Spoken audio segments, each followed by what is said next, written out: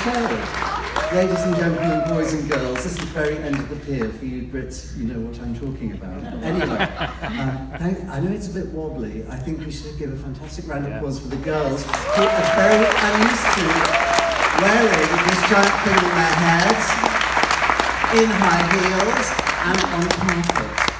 I'm sure most of you are wearing flat shoes at the moment. Unfortunately, I am as well. But anyway, this is going to be the second part of the show, and it's called The Social Season. Now, hats... Oh my God, I can just feel my going like this. Maybe I should sit down too.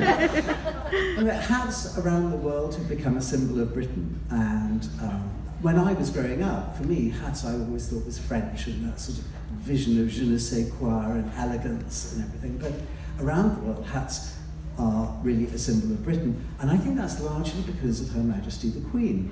You know, she grew up and everybody wore a hat. And for example, my mother's generation, if you didn't wear a hat when you went into town, everybody would have thought you were mad. And certainly, when I came on the QE2 many, many years ago and saw my parents off coming to New York and Southampton, my mother was wearing a hat to board then, because that's what you did. In fact, I grew up in Liverpool, and Cunard there was one of the very big local employers. My mother worked in the Liver building, which was just next to the Cunard building. So Cunard has always been a part of sort of my thinking. So I was delighted to put a show on here on the Queen Mary too. But if we could start the second part of the show now, I think. If the lovely Hazel is ready. I'm not sure that she is. Is the lovely Hazel ready? Yes, yes. So these are a couple of very British hats. This is a top hat. For me, you know, you have to have a top hat is a symbol of Britain. It's one of my favourite hats. But you know, I'm a 62-year-old punk rocker. So in 1976, I was a punk and had a pair of trousers made out of bandages. So that's why that Union Jack is actually made out of bandages.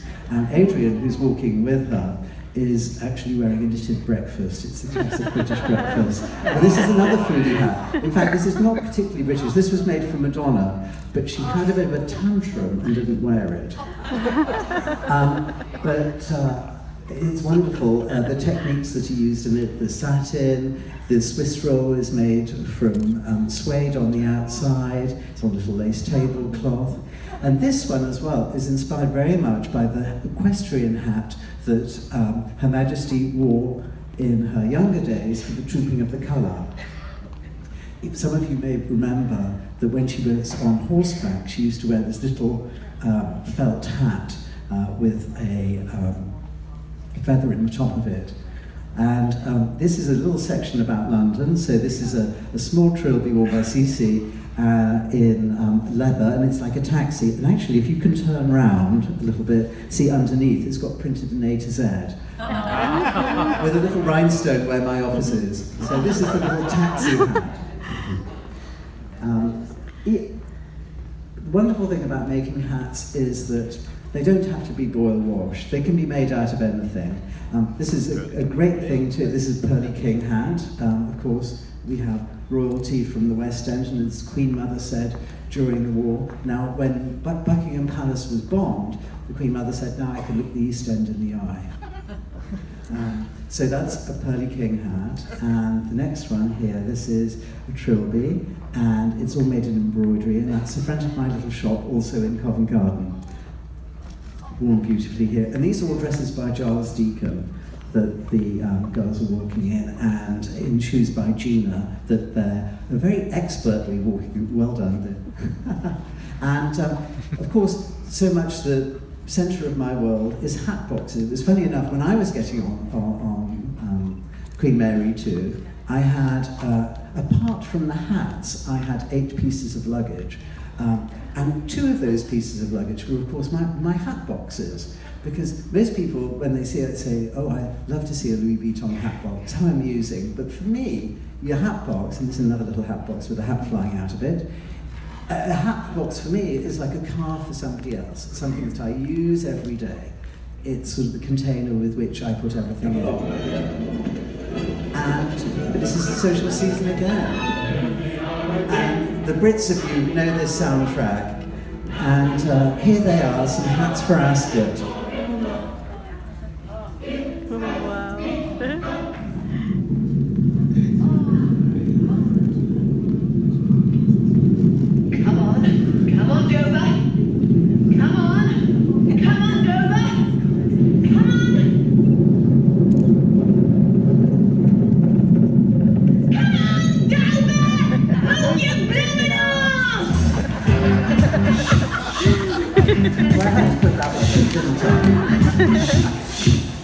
I love Audrey Hepburn. He was a fantastic, originally, before she was an actress, she was a model, and in particular a hat model.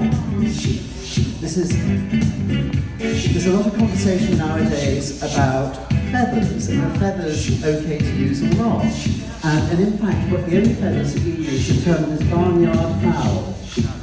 Or she is not barnyard fowl. But these are turkey feathers at the top, and goose feathers, and chicken feathers. We don't use paradise or anything like that. And this is one, this extraordinary top hat, is also made from turkey feathers too, some of them gilded. The thing about hats is they're a little story on your head. This is this magical, wonderful dream. And this hat's name actually is Ascot. And what the spikes are in here, these are actually ostrich spines. So if you remove all the feathers from either side of a piece of ostrich, why would you? Because you're a crazy milliner. Then this can support the heated tulle. And this is a wonderful top hat mask as well. And this is for my collection. As a milliner, I show collections twice a year, just the same as fashion designers. And I don't only do my own collections, but I work with many other people. But I love this hat too. This little unicorn, and she's got her tail.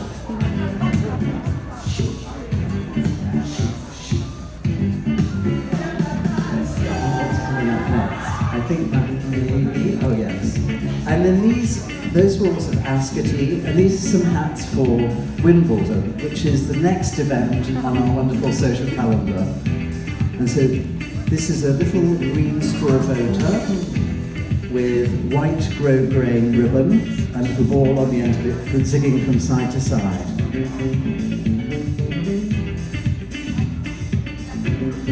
But the cap is just made from cotton. We can use the fanciest things, the most complicated things, and the most simple too. Balls.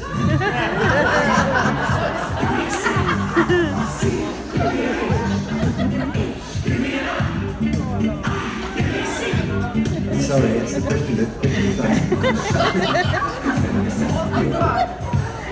And this is another hat for top round. So this looks like a tennis racket, but in fact, this is made from painted satin. If you had a real tennis racket, it could never be supported in that very light-hearted way. So this is completely about fakery. In fact, one thing, and this is also a fantastic giant shuttlecock.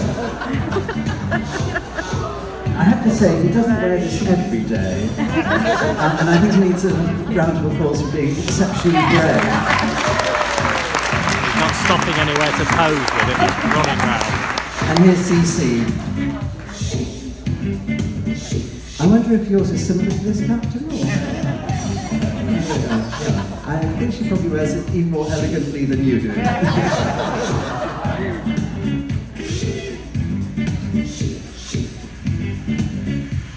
And the gold embroidery on the front of the peak. I know in the Navy that's called scrambled egg, gold embroidery. Is it called scrambled egg?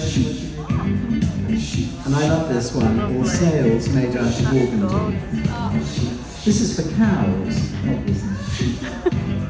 Cows and Henley are the next big events on our calendar. Oh, I love this one. Oh, wow. So this is a spinnaker made from straw. Transparent straw. And actually it looks as though a fine westerly is blowing on it at the moment. And again, something for Henley we got. At Henley you normally wear boaters, so this is a wonderful transparent boater worn by Adrian. And this boat made from lace in navy blue. Another little sailing hat, very chicly worn. In organza, so in fact this is packable. I know it seems a crazy thing to say, but I do often think, now how practical are these hats? Will they actually fit underneath the seat in front of you? And in fact this one can do, because this, when it's taken off, is completely flat. And you can see that the bow is actually kept on the bulldog bill. So I give that to you because I'll never get it back on convincingly. And who's next? I love this one. It's just a simple, little, elegant silk clutch, but made very fresh. It has a straw underbraid. You know, sometimes hats can be very complicated. Sometimes it's just the fact that you're wearing a hat at all is enough of a story. And just trying to think what we have next coming up. I love this little hat.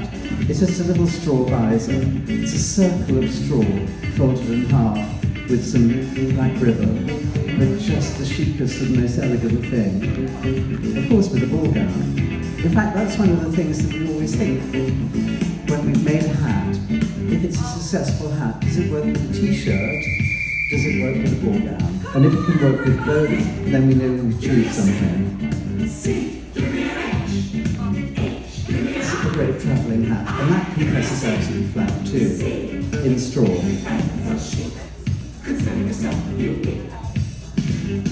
So this little hat, again, is made from straw, and all the trimmings are made from movie film.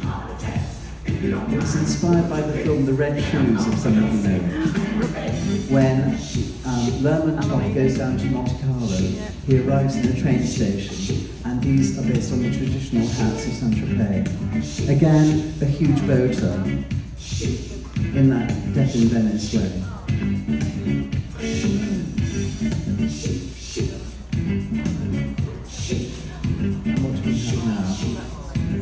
Yes, so Shower scrunches. this actual hat was worn by Pippa Middleton to Ascot.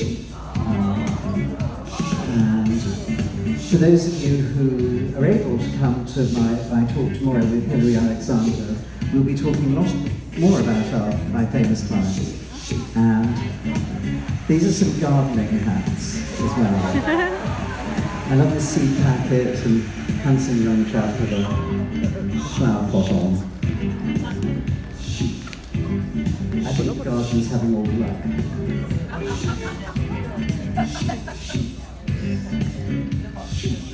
But again, these are very simple materials. This is just hessian and paper and some printed cotton. But this one is much more complicated. And actually, I'm going to make a little adjustment because this is just new. I made an alteration.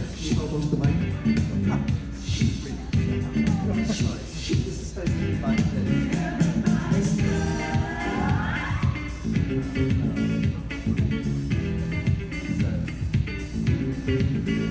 Very much.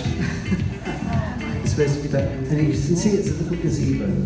And it's made from tiny little cotton flowers. The gazebo itself is made from straw. The little topiary trees are made from chenille. It's all on a straw base. And this one is just tulle, like petticoat tulle, painted on the edge.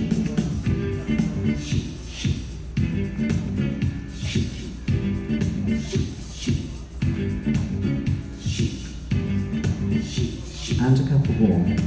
You get all the fun hats. There's a little worm. And a pretty little gardening hat too. So how many people in the audience are wearing hats? I could, yes, 1, 2, 3, as a gentleman I saw before, so a few. So I hope if you come back on Friday's show, you will all be wearing hats, otherwise you won't be let in. So I love these gardening hats, so pretty.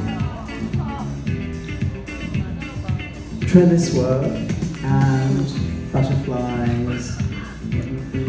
dragonflies, very romantic, very British, and perfect for Chelsea Flower Show.